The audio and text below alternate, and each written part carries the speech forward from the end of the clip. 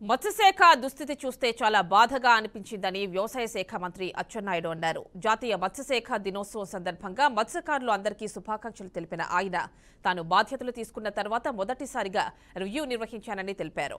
అత్యంత సుదీర్ఘ సాగర తీరం ఉన్న రాష్ట్రం ఆంధ్రప్రదేశ్ అని తెలిపిన అచ్చెన్నాయుడు గత ప్రభుత్వ హయాంలో ఈ శాఖ ఉందా అనే విధంగా తయారు చేశారని మండిపడ్డారు. 4 హార్బర్లు ఉన్నాయని, అందులో 2 పనిచేస్తున్నాయి, 2 పనిచేయటం లేదని అన్నారు. హార్బర్లు ఎక్కువగా ఉంటే మత్స్య సంపద అభివృద్ధి చెందుతుందని మంత్రి అచ్చెన్నాయుడు తెలిపారు.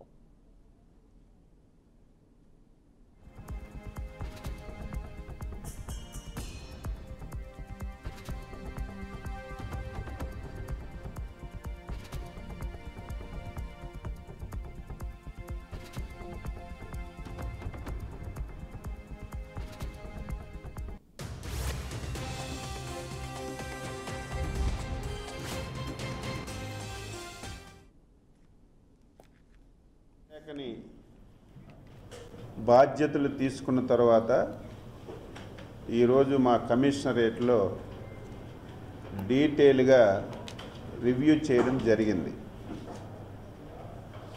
చాలా బాధ, ఆవేదన కలుగుతుంది. ఆంధ్రప్రదేశ్ రాష్ట్రానికి, అందులో మత్స్యశాఖలో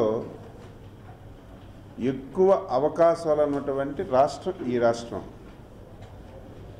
దాదాపుగా 974 కిలోమీటర్లు సుదీర్ఘమైనటువంటి తీర ప్రాంతం ఉంది. అందులో 10-12 జిల్లాలు ఈ తీర ప్రాంతానికి ఆనుకున్నటువంటి జిల్లాలు.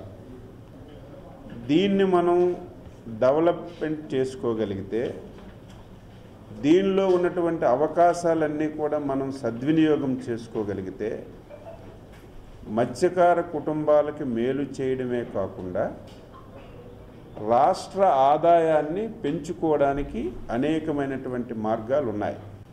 నేను